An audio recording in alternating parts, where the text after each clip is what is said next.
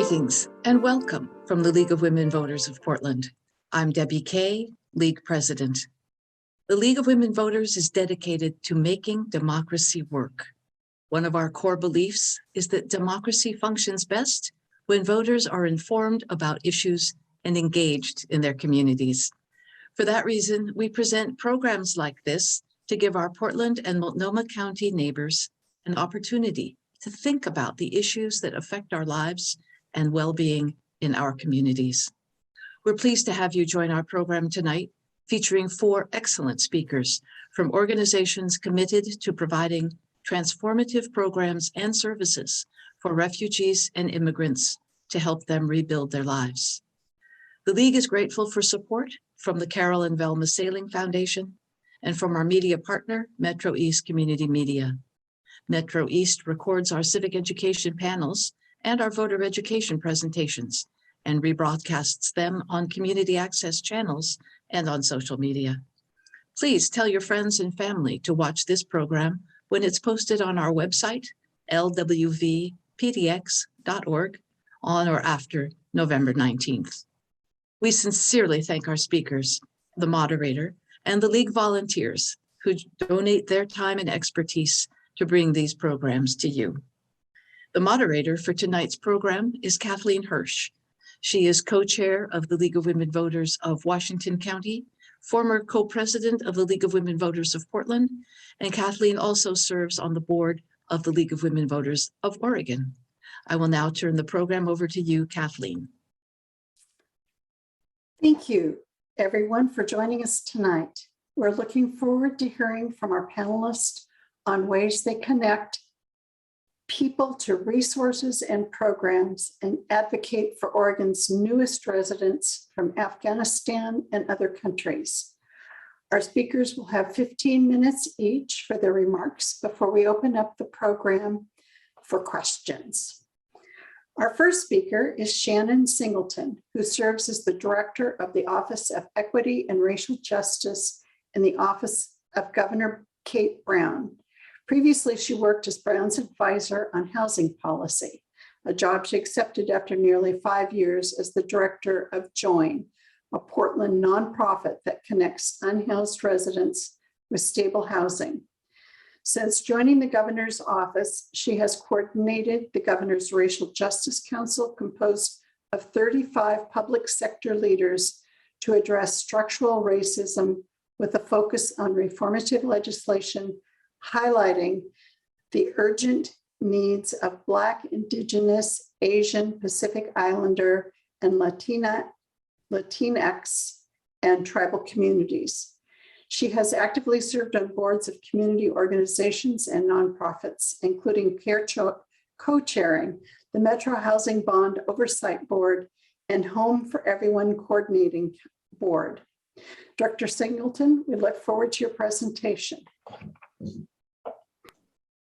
Thank you so much, and thank you for inviting me to share a little bit this evening on some of the work that we're doing at the state level. Kathleen mentioned our Racial Justice Council, and this is something the governor started just a little over a year ago, really focused on how do we put forward budget and policy recommendations that center the voices of Black and Brown Oregonians. And a part of our work over the past year and what came out of our 2021 session were a series of investments that were focused on supporting our immigrant and refugee communities. The work of this council is ongoing, and we want to continue to put forward policy proposals and budget recommendations that will further support our communities. I wanted to share a few of the highlights from both our COVID response as well as some of the session wins that we had to serve communities. So part of our pandemic support that I'm not sure folks were aware of is around food security and the Farm Worker Safety Program. We had about $30 million to really focus on worker safety and housing so that we could do actual physical distancing for folks who were in these congregate settings. It also included linkage to and connection with our culturally specific providers. The other two pieces were the Worker Relief Fund and the COVID Relief Fund, the Quarantine Fund. And again, this was focused on where are people not able to access federal resources and or potentially prohibited from connecting into some of our unemployment systems, as an example. So these funds were specifically designed for our immigrant communities who were not able to access other resources and funded by the state. We think there's ways to build on these. We have a lot of really good lessons learned. When we think about our wildfire response, that is another space that we saw a disproportionate impact on people who were in our immigrant and refugee communities because of the lack of ability to access FEMA resources. There are some recent changes in some of the federal guidance around how people can and should be able to access disaster resources through FEMA. And those will be hopefully put into permanent rule so that there isn't that same issue moving forward. However, I will say that our state legislature did step up to offer financial resources so that we could address the housing needs of folks who were displaced by our wildfires as well. Some of the other pieces, again, that came out of and were lifted up and supported by the Racial Justice Council include universal legal representation, really looking at how we ensure that all Oregonians have access, excuse me, access to legal services to stop unlawful and unjust deportations. There were a number of Cover All People was a big one. I'm not sure how many folks got to see some of the work there, but ensuring that everybody has access to healthcare in our state was a big win this last session, and really one that was championed by both some of our legislators, but also by the Racial Justice Council's Health Equity Committee.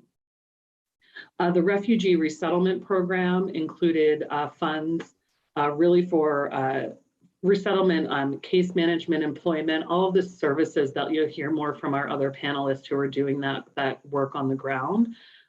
Some of that state funding that came through in the 21 session. The other is the Sanctuary Promise Act that really extends and strengthens our sanctuary law to protect Oregonians from racial profiling, to ensure that our public resources are not used for federal immigration enforcement. We also had a couple of investments for our COFA populations. One was COFA in-state tuition, and then there was also some of the COFA dental coverage, and making sure that, again, folks have access to those important and basic healthcare services. And then the last budget investment I'll speak to directly was our earned income tax credit expansion. So this was really designed to expand eligibility for our tax credits for folks who have an ITIN number. This piece in particular was a $10 million budget investment that we really wanted to make sure got through this session, and thankfully it did. So those are some of the big highlights on the recent session, as well as budget investments. Now when we turn to what is really happening for resettlement for our Afghan refugees, we know some of our numbers, they continue to fluctuate a little bit, but we do have about 65 people who are currently still in really those short-term transitional settings like a hotel setting. And so our Oregon Department of Human Services, as well as our housing department, have really been looking at what are budget proposals that we need to put forward to really bring together the service package that is needed to support resettlement. As I'm sure folks will talk about after me as well, the challenge is always housing that folks can afford long-term. That is true for refugees and immigrants and a lot of folks in our communities now, and folks who will continue to resettle in Oregon. So I think, you know, there's with Senator Jama and Representative Pham, really a push to put together a budget package to put more housing navigation and supports, as well as additional types of wraparound services for Afghan refugees. So I will leave it there for just kind of the brief overview and update, and hand it back over to Kathleen. Thank you, Shannon, for your remarks and your excellent work. Our next speaker is Lee Pocha, Executive Director of the Immigrant and Refugee Community since April of 2015.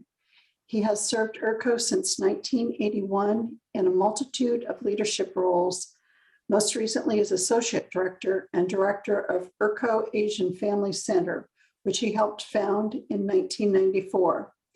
Mr. Lee is a voice for Oregon's increasingly diverse communities through his service on numerous commissions and boards. As former Hmong refugee from Laos, he came to Oregon in 1978 and received his MBA from Marylhurst University. He embodies the vision of IRCO as an organization committed to helping each immigrant and refugee family achieve their full potential in their new home. Mr. Lee, please go ahead. Good evening, and thank you for having me. As a former refugee, having the opportunity to work with IRCO, and this is an organization that is found by refugee and run by refugee, and wanted to stay true to the culturally Pacific way of its founding father.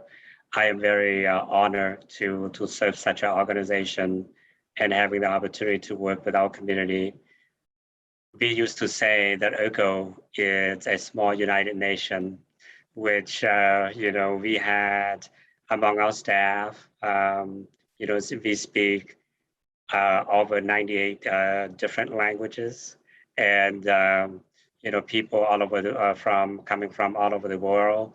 And so again, the long and short of it is I'm just so proud to be part of this unique organization.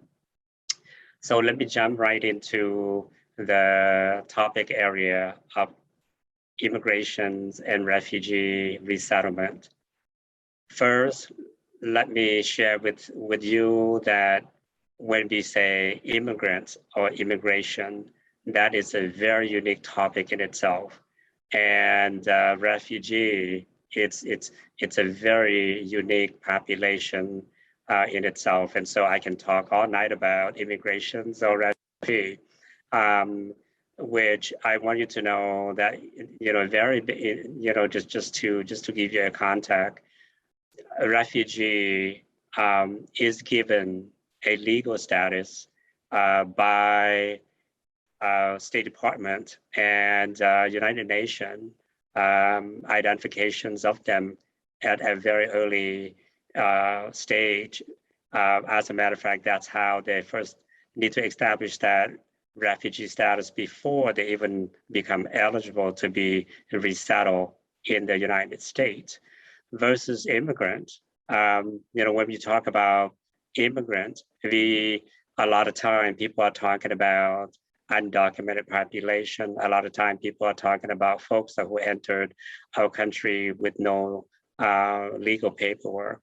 But also, immigration come in many different forms also. That is one type of immigrant, but we also have legal immigrants.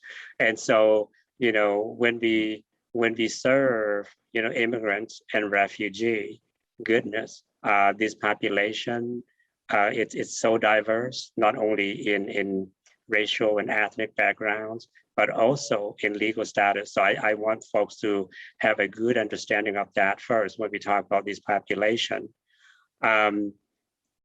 The topic of challenge facing, us as an organization or facing us as a community, that is a full loaded question because challenge come in so many different ways. But let me start talking about the refugee population. One, as a nonprofit that provide a social service to help this refugee to become self-sufficient and really begin to be able to help themselves so that they can not only survive in a new country, but also thrive in a new country. And so if you're looking at it, the immediate intervention and support, and also the long-term integrations of this population into our community it's a very strategic way of looking at it when you look at ways to help this population to survive and to thrive. Now, when we talk about challenge, I want you all to know that for our refugee population, as a former refugee myself, the United States used to have a very flexible policy to begin with. Way back in my day, during my days of refugee, that is late 70s, early 80s, right? And so those days, from our federal government, we have policies that are supporting this family, through language, through culture, through, job training, to transportation, health screening, and all of this very, very nice package. But that policy got changed from time to time. And so right now, the challenge that we're facing is that we have a very ambitious policy from a federal level. And so that means that we have exactly 8 months to help them, 8 months to help them to not only getting stabilized within their own family, but also to be able to become self-sufficient and self-supporting within 8 months. And so again, we have such a ambitious policy. And so for those of us who provide services, how do we help this population to not only survive, but to thrive and to become self-sufficient within such a time?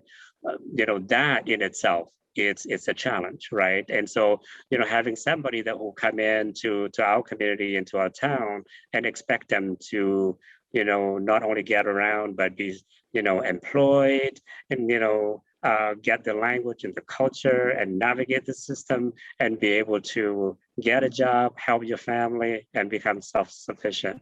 That is a very, very ambitious, policy. And so now, looking at that, what is facing us today with our Afghan population, I know that later on, Matthew from our partner agency, Catholic Charities, and one of our respected employees are probably going to talk more about their own experience. But let me share this with you. With our Afghan population, it is very different.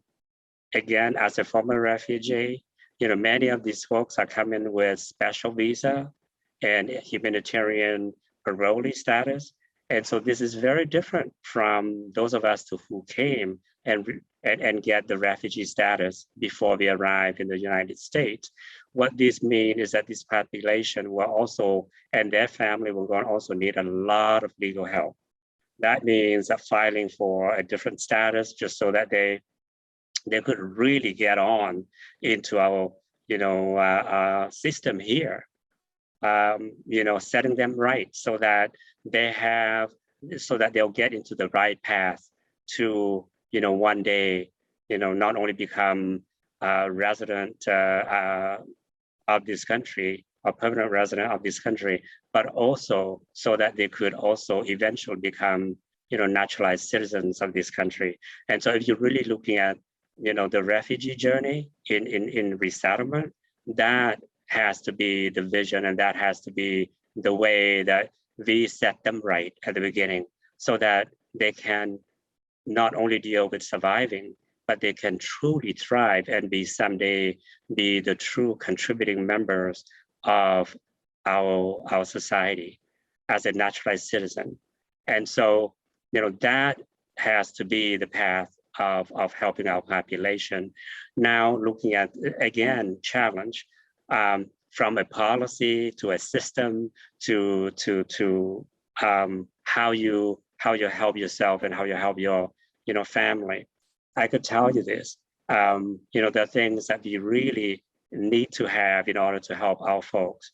First, for sure, employment is top priority, right? Housing is top priorities, health screening, transportation, again, healthcare, education, and language and culture. It's huge, right? And so how do we help them to begin understand all of this. The one thing just about employment is that the concept of helping them to be competitive, helping them to get a job, know the process of getting a job, the process of getting health screening, the process of getting their kid to be, enrolled in school is a lot of work. And so, I want you to know that, not only that a very ambitious policy is driving, the way the service system is, but that also the way it drives resources. And so that's really where, if you really look at it, with this influx of our Afghan population, again, the whole setup, it's very different. It's not usual. Thank God, our congressional leadership have just passed a new law that would allow this population to be eligible for refugee services. But yet, because of the, by design, the status that they're in, we need to help them to make the right change and to make the right modifications so that they could move into the right path to a successful life in a new home country. So I know that I may have taken up my 12 minutes already, but I would welcome any questions that allow me to go deeper into our programs, our system, our policy, our structure. And so with that, let me pause and allow my respected colleague to present, and then we'll continue with our dialogue and questioning. Thank you very much. Thank you for having me.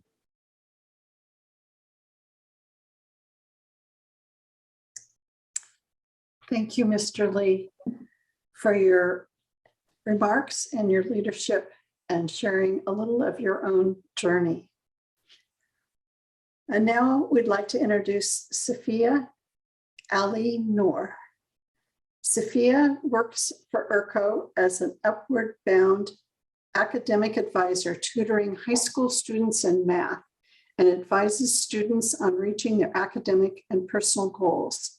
She graduated this summer from Portland State University in biochemistry and mathematics. She is a McNair Scholar, LSAMP Scholar, and a Leader Fellows member. She is an alumna of Portland Community College and was inspired by her math club to pursue a degree in math and chemistry.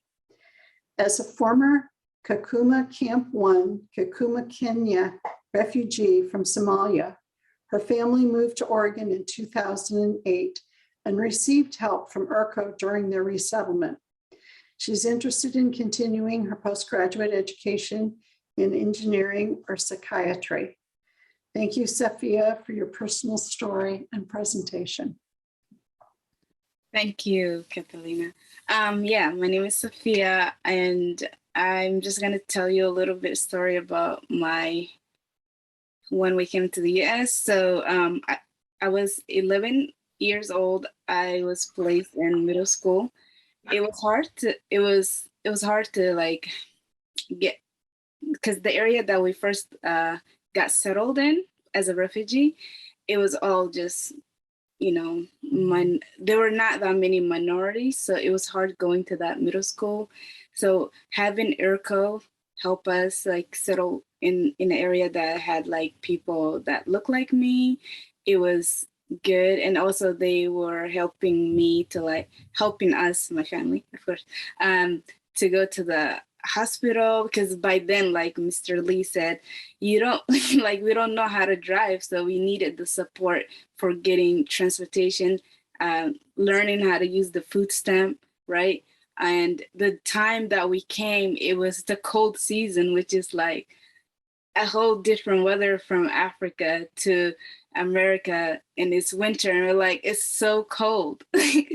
So it was very different time, but I will share like a lot in my educational path.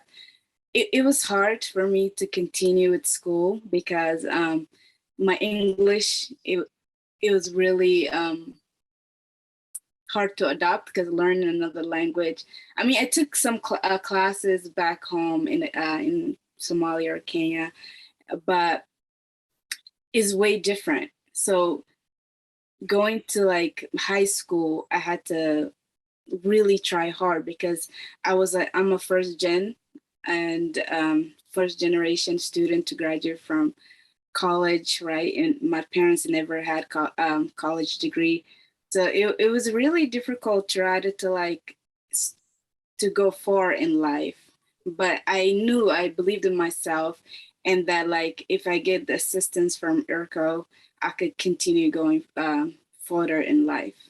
And that's why I came back to IRCO to give like back to the community before I continue with my engineering for master's or psychiatrist, right? I'm a little bit nervous, but what is the so yeah, we came here a family of 10, and I'm the only one who graduated from high school and also like went to secondary education. And it's very nice to see that me giving back to the community, because I see a lot of students who were in the same situation as me. They were shy, they were nervous, they were like, they don't know how to reach out to the resources, right, in high school. Because when I was in high school, like I missed out so many things, right? But when I continued going to school, like there were so many opportunities. That's why I went to PCC first, because I didn't know what job you wanted, like what career I wanted to study. But I always been inspired by my chemistry teacher, so that's why I studied biochemistry. So I wanted to go like upper bound. I wanted to help those students who were like just don't know what they want to do with life, advise them to like you can do better, and like you can continue with your higher education whether you're taking like a break or not.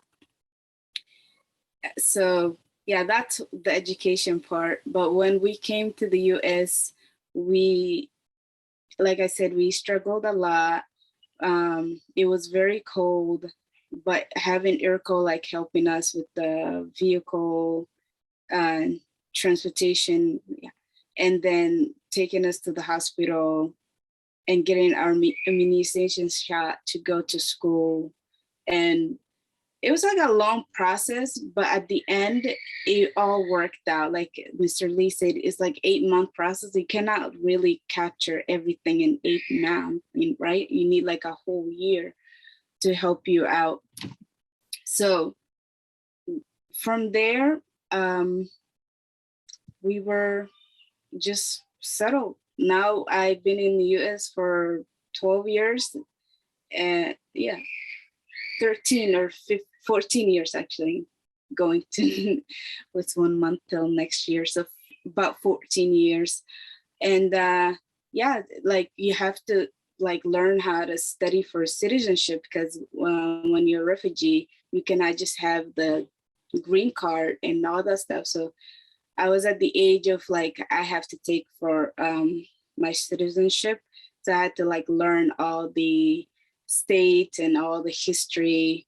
It helped going to school, and I passed it. And I noticed that like IRCO had a class that helps the parents learn how to like the state and writing, all that stuff, so they can get their citizenship, their passport. Because I noticed like a lot of people who don't seek that resources, they tend to not like get their citizenship, and it expires, and it takes a long process to just gain your what is it called, your green card. So yeah, I don't know, like I will answer like questions. I'm better with answering questions at the end, but I'm gonna send back to Kathleen. Thank you. Thank you, Sofia. Next is Matthew Westerbeck, Director of Refugee Services at Catholic Charities of Oregon. Since joining the Refugee Services team in 2016, he has focused his efforts on creating strategic partnerships to develop, broaden, and strengthen welcoming communities for refugees and displaced persons, both in Oregon and across the country. His areas of expertise include refugee resettlement, contract and budget management, employment services for refugees, developing and implementing new service models for refugees and asylum seekers, state and federal policy and policy initiatives to improve services for forced migrants, health disparities and inequities in newly and recently arrived communities. He partners with diverse stakeholders committed to systemic change and removing barriers for those who are rebuilding their lives in the United States. Mr. Westerbeck, take it away. Thank you, Kathleen. Good evening, everybody. My name is Matthew Westerbeck. I think before we jump into, I know Emily from Metro East has a slide deck. I just really want to thank Sofia for sharing your story, and I think helping ground the conversation in another way that's really important for the audience to hear, and that is the profound success stories that refugees bring to our communities and that you embody and that you inspire. As a refugee resettlement agency, Catholic Charities of Oregon is only one of 4, soon to be 5 refugee resettlement agencies in the state. And we work really closely with a lot of partners, IRCO being one of our main ones, definitely the state legislature and the governor's office and other policymakers. Another key one is, especially in the last handful of years, there's a broad network of service providers that serve immigrants and refugees. And all of us working together, the goal, I think, the shared vision that we have is that as a welcoming community, as a welcoming state, the success stories that Sofia shared with us are absolutely the norm, and that those opportunities are provided and supported by the entire community. That's our goal as a refugee resettlement agency. It's our vision as a social service agency. And I appreciate the opportunity to talk with you all and share. I'll go like a brief overview of all of the programs and services of the Catholic Charities of Oregon, and then talk about some of share some updates, I guess is a better way to say it. The work we're doing right now, welcoming Afghans, and doing what we can to just quickly make sure they're moved off of the military bases that they're at currently in the United States, come to Oregon, move into long-term housing, and get resettled so they can do that, rebuilding of their lives with the community's support and their drive and their passion. And I promise not to take too much time. I also will ask for a little bit of grace on this. I don't normally present on behalf of the entire agency. So I will maybe misspeak a little bit about some of our programs and services that my colleagues run, and I'll definitely have to ask them for forgiveness if I misspeak here.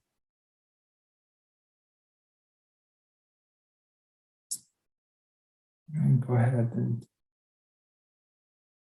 So again, to touch on the mission, so Catholic Charities of Oregon is the social service arm of the Catholic Church in Western Oregon. And our mission is to partner with the world's most vulnerable of all faiths and working with them to achieve lasting solutions to poverty and injustice. And by walking alongside them to meet their economic and educational goals and support their physical and social well-being, and to help them pursue their dreams, right? What are their goals? And how can we be a partner in that work? All right, next slide, please. And really, our programs kind of span, right, the social determinants of health, social determinants of work, of well-being, so housing, food access, food security, immigration access, legal services access, mental health, employment services, financial services. And very recently, the wildfires in 2020, we started responding through disaster services. And we'll get into a little bit of each one of those. Next slide. So healthy housing kind of has 2 components. We help develop affordable housing across the state. And we work with property management companies and property developers in all parts of the state. And we currently manage about 900 units of affordable housing. We're also working really closely with the Providence Health Systems and the Archdiocese of Portland in identifying properties and buildings that can be reused for housing. This Healthy Housing Initiative is to hopefully construct 1,200 units of affordable housing, including 350 units of permanent supportive housing. So intensive services for individuals who have been experiencing chronic homelessness. And these will be in Multnomah and Clackamas County, and hopefully starting in late 2022 and 2023 will those units come online.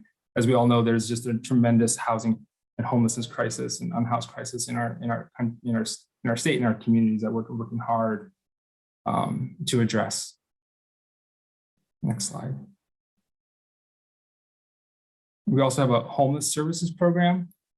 These services and programs are for self-identified females who are non-parenting adults.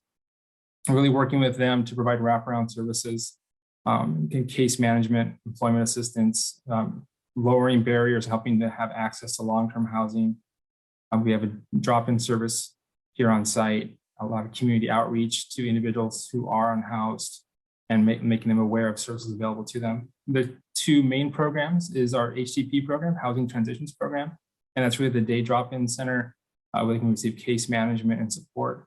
And then working closely with the Kenton neighborhood and the city with the Kenton Women's Village with transitional shelter. So women who are moving from unhoused to long-term housing and are able to stay in this transitional shelter period for a period of up to a year. Next slide, please. And as a refugee service provider, our team works really closely with our colleagues in our immigration legal services. All refugees must apply for green cards within 1 year of arrival and then work towards citizenship. A lot of other immigrants that we are serving need access to low cost and affordable consultations and legal representation. A lot of public engagement on know your rights for immigrant communities, and partnering with organizations to promote justice. As Shannon Singleton mentioned earlier, universal representation, the pro bono deportation defense for immigrants in Oregon, with a really close and strong focus on family reunification and assistance to other individuals who have been fleeing domestic violence or sexual assault and human trafficking. Next slide, please. We have a suite of services inside of a broader umbrella called Family Services. We have an intercultural counseling center, adoption services. Our counseling center is an OHP provider, and they're able to partner with other teams and programs in our agency to provide wraparound services. Next slide. We have a financial wellness program that really works around a couple of core pillars of financial coaching, offering of individual development accounts or individual development accounts around education, home ownership, and small business. Those are match savings accounts. They also work closely with companies who have emergency funds for their employees. So when those companies have employees that need support to access those funds, we both help distribute those emergency funds and also provide financial coaching and budgeting services to their employees. Rent well classes for individuals who have experienced eviction and are wanting to be able to move back into a rental situation. All right, next slide. I was mentioning a little bit ago, our disaster services. With FEMA and St. Vincent de Paul, we have disaster case managers, I think in all counties or most of the counties across the state, really in response to the wildfires in 2020 and focusing on delivering short, medium, and long-term strategies to help people who have been displaced from the fires and have had their lives really quickly and drastically upended, move back in towards housing and rebuilding their lives. Next slide. We had a really rapid expansion, as a lot of social service providers did when COVID hit, around food pantry, food services, helping create and provide food security and food access. And on the next slide, there's another component of our food services is a training kitchen called Jermaine's Cafe, or Jermaine's Kitchen and Cafe, which is a workforce development program. We have a chef that is leading that effort, and it's on site here. We have a commercial kitchen. So those students are getting culinary education and skills, learning the trade, and hopefully the goal is then they'll be able to be placed in restaurants and other culinary employment opportunities. And then the food that comes out of that, a lot of the food that comes out of that kitchen is available to community members through our food pantry and food system.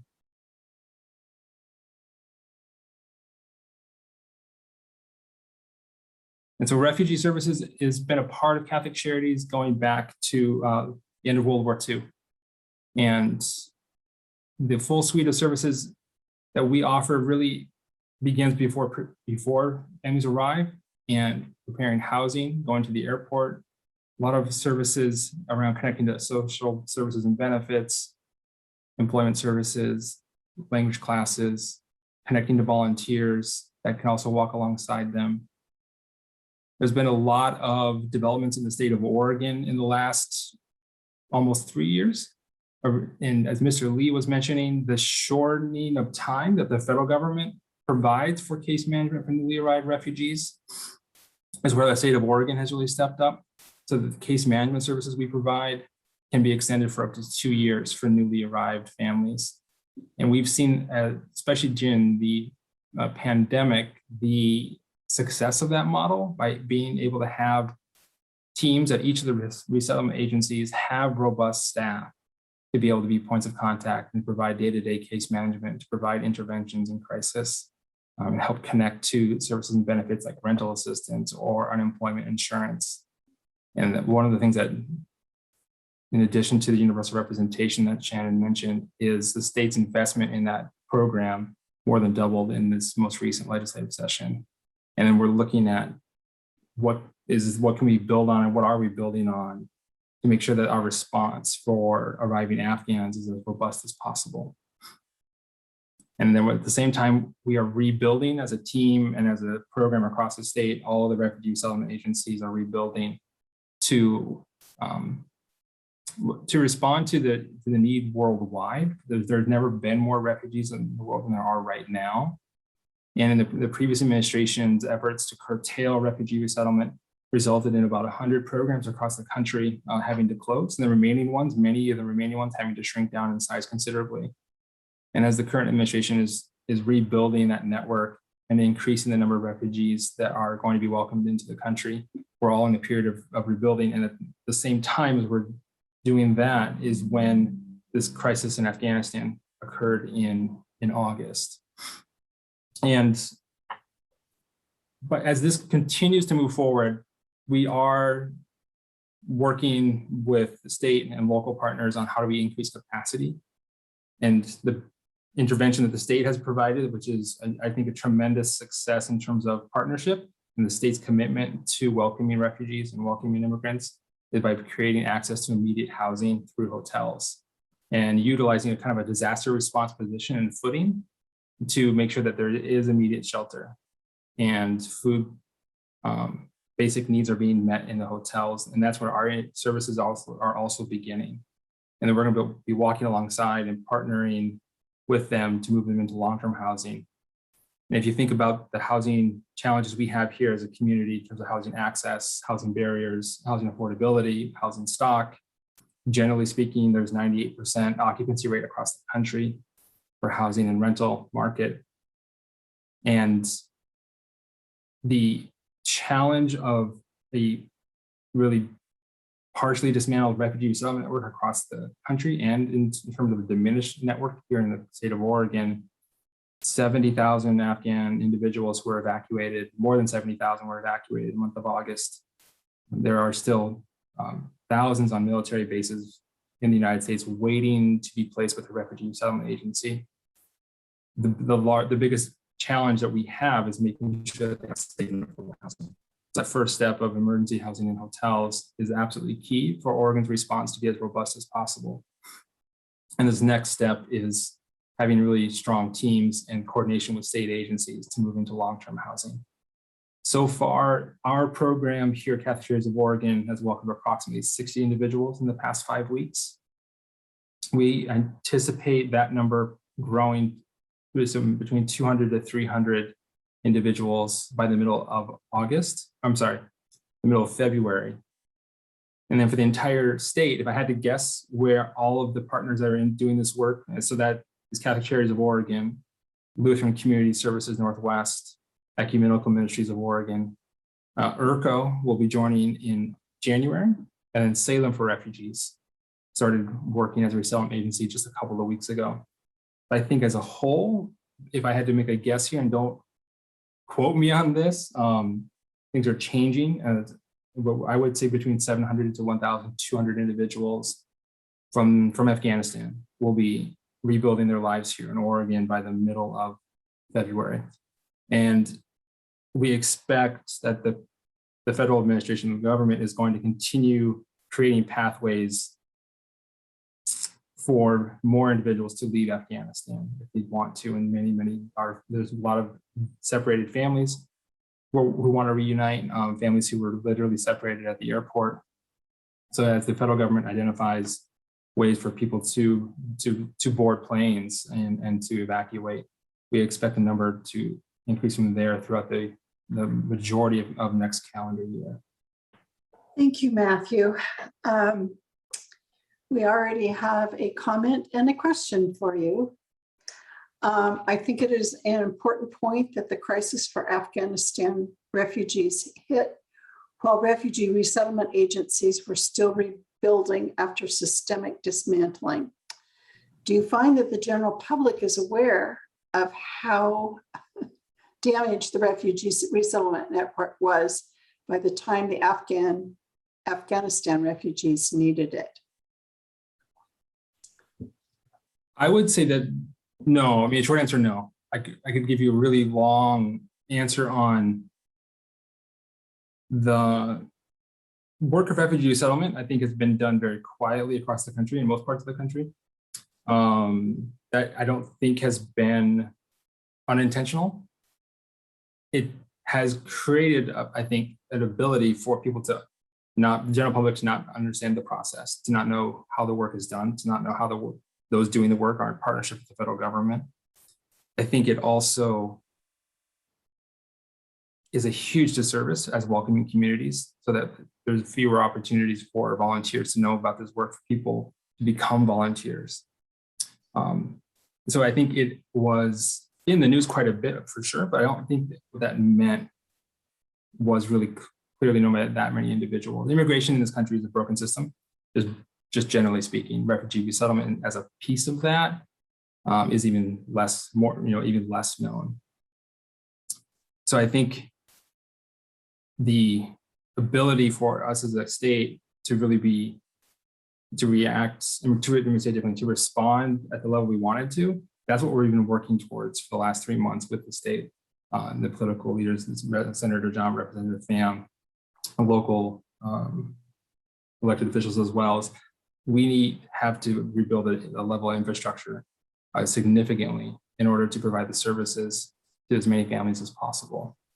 And I think it's one of the benefits of what's happening right now is the level of community engagement. We want to make sure that we're harnessing that, marshaling that, and really helping build a narrative around we have our obligation as a welcoming community to really step forward right now. And we're very much seeing that. And I want that to continue. We all want that to continue.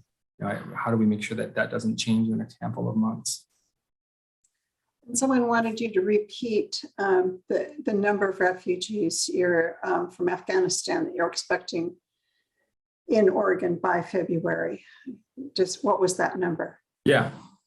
So if this is an estimation, the official number so when I say official, what I mean is the 5 refugee resettlement agencies have communicated our capacity to the state and to our national offices. That number, off the top of my head, I believe that includes IRCO starting in January, I believe is around 650 individuals.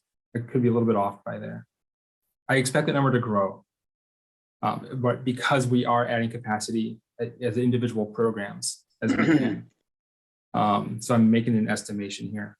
And I say that in the middle of February because that's when the federal government is really wanting to make sure that all of the military bases that are operating as safe havens, where a lot of the processing is happening before being assigned to a refugee resettlement agency, they have indicated very clearly that their goal is to have everybody no longer on those bases by the middle of February.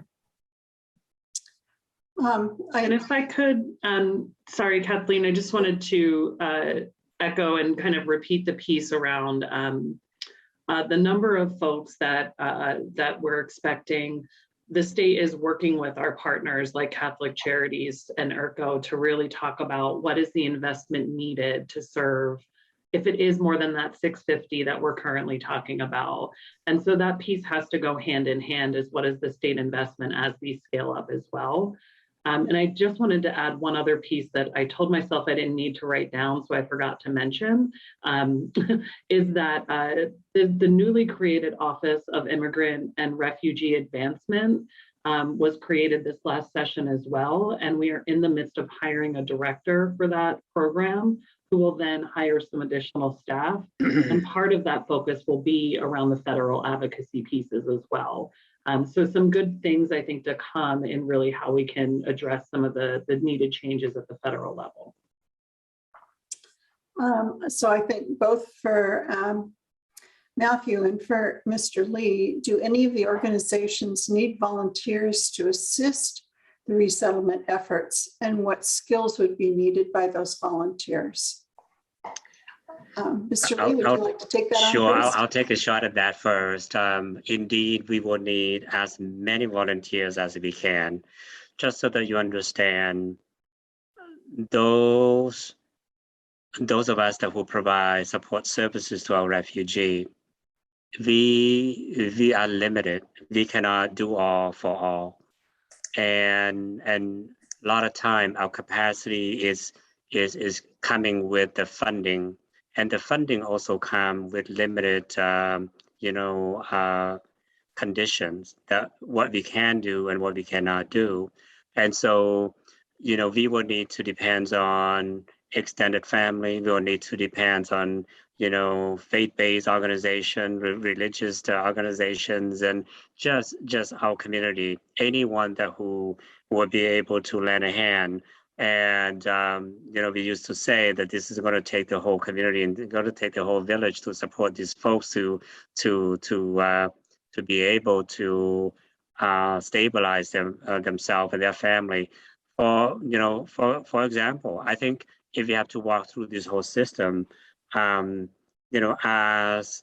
a sponsorship organization that Matthew was talking about, we will provide case management support services, wraparound service. Does not mean that we're going to be able to do everything, right? And so, we depend on extended family if there's any, because a lot of times this refugee family need a lot of care, a lot of support, from, just getting around, from, getting the families ready for school, for health screening, for just basically, navigating, all the things that they needed to navigate. And so the resource is limited. And so, without volunteer, we're not going to be able to do everything for all of this refugee.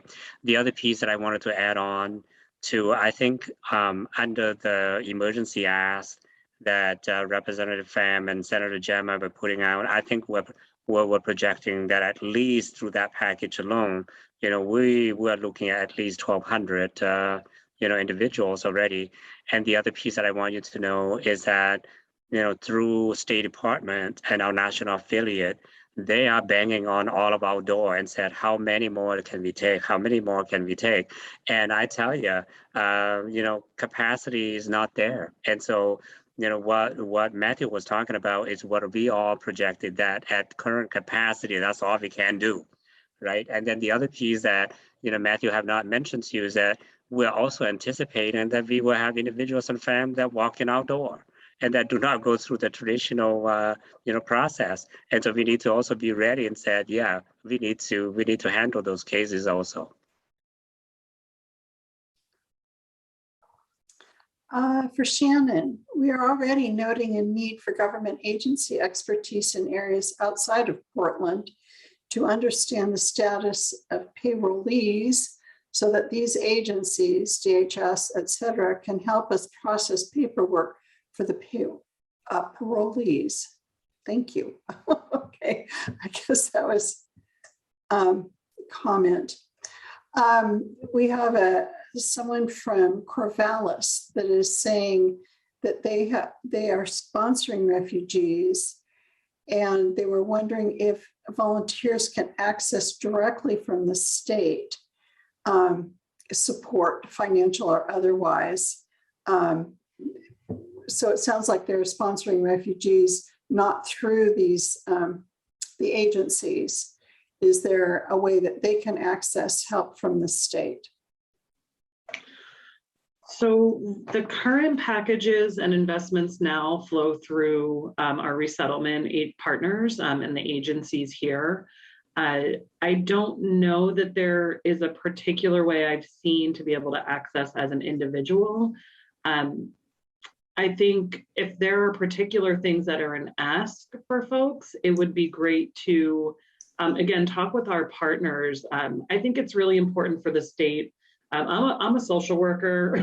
I come from doing nonprofit work in my 20-year career, serving folks trying to exit homelessness. And I'm a believer of funders fund and get out of the way and let folks in the community do the work. And so I think if there's ways that people can partner directly with our service providers and community-based organizations, that's going to be where you can develop your community of support as well. I would like to ask Sofia and the others, how are the schools doing with English language learners? So first, I used to work with the Africa House, and they are doing okay because most of them, they're in ELD, which it takes them a while to get up to the English level. And then now that I work with the upper bound, it is the students who are, struggling with English, but they have a good GPA, but they're willing to work hard. And they're doing well, because as an advisor to them, they come talk to me and say hey, I'm struggling here. So I suggest them books to read. And if they cannot read it, they listen to audio and follow along. And once they follow along, and I tell them to try to read it by yourself without the audio, so your English can be better. Yeah. Sofia, was there a teacher in your middle or high school that worked with you and helped you be successful? I think you mentioned a chemistry teacher. Yes. Yeah, for science, it was my chemistry teacher. For English, it was my ELD teacher the first middle school that I went to, it was all white people. So it was only me and this other two girls who were the minority. So when we go to a little classroom, she would make us listen to Rosetta Stone. I don't think so that anymore exists. So we will learn English, we will practice talking one-on-one, and it just formed try to increase my English. And we were reading books there. And for math, I got inspired through my PCC teacher. She's like, you need to keep going in math. So that's what I did. Yeah, a lot of inspiration. I'd like to piggyback on what Sofia was saying a little bit there. I think one of the most challenging for our population right now is because of the pandemic. And with this pandemic, knowing that many of our parents and our students are very traditional. And so in-person learning is really where we could feel most comfortable. But given the situations and the environment that we're in, it is very challenging for our students, let alone the newcomer, how they're going to navigate with limited English speaking, giving that this whole social distancing and safety protocol that they need to follow. this is really difficult. So, from engaging, how do you stay engaged, right? We need to be able to make sure that our students are being engaged and staying engaged in order for them to learn, let alone learning successfully. And so this is becoming a very challenging for the students, for the parents, and for the teacher themselves also, even for our own staff that who trying to help these students to be able to engage and to learn it successfully. And so that's very challenging. Yeah, and another thing to just add on to that is that there are some students who are just like have single parent, and they have like multiple kids, and some kids have Down syndrome, and the elder, I guess that's what I'm assuming they are. It's very hard for them to be part of any after school program because they have to help out the parents in order to pay the bill. Like they have to go to work. So that's another challenge that we have seen to like, I talk to the kids, like try to teach them how to time management, communicate with your parent and say, hey, when I'm at school, this is what I try to do. Like, can you just, switch it up? The word. Yeah, it's hard. For those of you who have been refugees yourselves and are now helping refugees, have you experienced discrimination, and what helped you most to overcome the problem? And how do you help other refugees know that many people do welcome them and to overcome the discouragement of being treated unfairly? Wow, that's a full loaded question, right? I could actually share with you of my own personal story. As a young man, get here with my family after the Vietnam War from the country of Laos. When you talk about discrimination, I tell you, there's so many ways that discrimination come at you. And discrimination does not have to come in a very loud way. Discrimination can come in a very silent way. And so it's really hard. I personally experienced it as a young man. Walking to the bus stop and they say, go home. And so I thought, okay, my home is just next block. I'm going home anyway. How naive I was, but it's really challenging. That's really where every bit of counsel, every bit of support, emotionally and mentally, it will help. That's really where Sofia was talking about, ESL teacher they could be such a helper, right? Not only teaching you, encouraging you to learn, but also that comfort, that human relations, that would support you in such a big or small way. It will go a long way. At the end of the day, with a smile on somebody's face, it's even nice. It's even encouraging. And so, I used to say that, those of us who are refugees, the only thing that is left for us is our hopes and dreams, right? So the only hope is that, one, I could tell you this, the refugee journey, it's really interesting. The minute we landed in America, we feel that this is freedom, right? And so even though we don't know what the heck it was, what the heck we're landing here for, let alone the American dream. People used to say, "Are you coming here for the American dream, the milk and honey?" I said, "What are you talking about? All that I'm seeking for is safety. That all that I'm seeking for is to save my life, is to be with my family, to have another day to live, and to continue to have hopes and dreams, right? So the only thing that we have left is our hopes and dreams. And so that's why I continue to say, let's hope that we lost our land, but we have not lost our home with you. And let's hope that we lost a war, but but we have not lose a friend with you. And that's really true. That as a refugee, that's really all that we have. And so I could actually say this, that, Oregonian used to be very, very supportive, and they're very kind-hearted people. I mean, the majority of them are very supportive, very, very nice people. And because I'm an Oregonian now, so I'm proud of myself and I'm proud of my Oregonian. But, still, there are certain individuals, I would probably say that, in every race, there's a bad apple. But, I tell you, sometimes when you touch a pretty weak soul already, it's continuing the wound and continuing the hurt.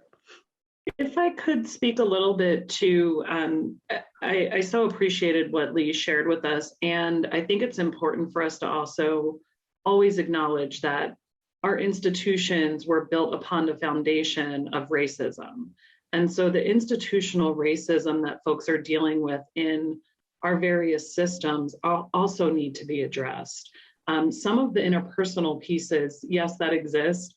To Lee's point, it's not always abrupt and violent, and sometimes it's subtle, but our structures are there, and they were built there to really, to frankly, uplift white men. And so part of our work, and part of my work and my calling, is to continue to push our systems, whether I'm inside of that system or not, to really take a lens to what we are doing. What are the practices and policies that actually prevent people from equitably accessing our resources? How do we change those? That's a constant part of our work. And I know from my time working with these agencies on the ground, that's a constant part of their work. Even as culturally specific organizations, looking at how do you continue to make sure that access is open for everybody, that you're serving equitably. So I just want to acknowledge both that systemic and structural piece as well. So we have a comment and a question from Keith. I was in Afghanistan for the last 15 years. In fact, I'm still handling over 900 families left behind. I know the problems involved in the 120,000 evacuated in August and the changes involved with those people. Mismanagement of the effort caused the majority of the target audience to be left behind. Therefore, there are about 200,000 to 400,000 people still on lists to come here. In fact, I talked to 93 families a night, getting food, safe houses, passports, etc., hiding in and around Kabul. I want to get involved in this effort at a management level to take care of those people whose culture can be used to help them help themselves. I know I can volunteer. I already volunteer every night getting people out. I would like to be more involved in healing them, build their communities like I did in Afghanistan. I already see wrong assumptions being made about these populations and their potential. How can I get involved to be most effective?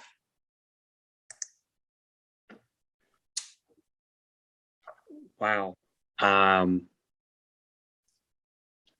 Just checking to see if I'm muted or not. It's really refreshing to hear this kind-hearted individual. I wanted to applaud what you're doing. As a former refugee, I want you to know that my family fled the country of Laos in a very similar situation. When I saw those planes and people clinging on to those planes, it's really a bad memory for me, because that's exactly many of my family members have gone through that too. When we have strong commitment with our CIA, and so bless your heart for doing that. In terms of volunteering, indeed, you have done a lot on your own already, but at our own organization, I would probably say that, I can speak for OCO. We would love to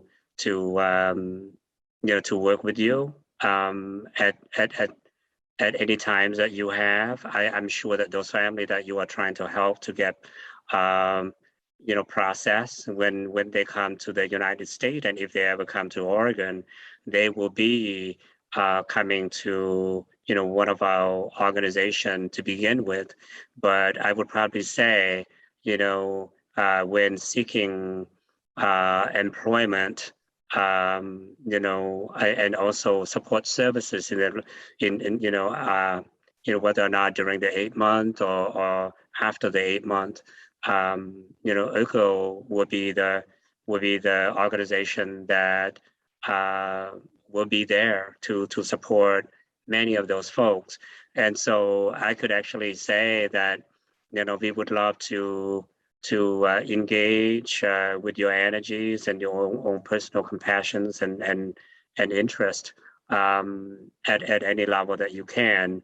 For sure, I think that what you'll find rewarding is also that when those families are arriving here, and that you could actually help to take them places, provide support to them. I tell you, when we talk about helping these families and individuals navigating our system here in town, it's not a small task. It is a lot of work, big or small. Every day there's something to be done. And so, compassionate individual like you, it's really where we need to make a big difference in many of these families' life. And so, I tell you, the whole refugee journey is not one time and it's done. If you really looked at it, it has so many different steps and the process to successful resettlement. There's a lot of work that we can actually depend on you. I was actually thinking about, you can think about from the policy to the system to the service delivery and to just the day-to-day activities that you could actually be very helpful to. I'm just glad to hear your energy. But truly think about it, there's a lot to be done. So I appreciate it. And I misspoke. He said 20 to 40,000, not 200,000, sorry. Do we have any more questions?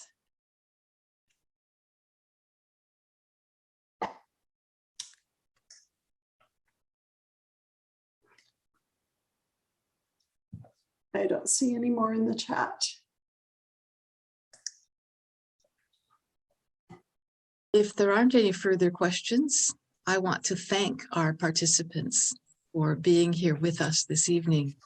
Thank you all very, very much. I'm certain everyone has learned a great deal from your stories and explaining how your organizations are assisting our refugees. We appreciate the critically important work that you do to address a wide range of needs in helping refugees and immigrants as they build their lives again. The League of Women Voters is a membership organization. We welcome you to join us and would also value your financial support in presenting these and other relevant programs.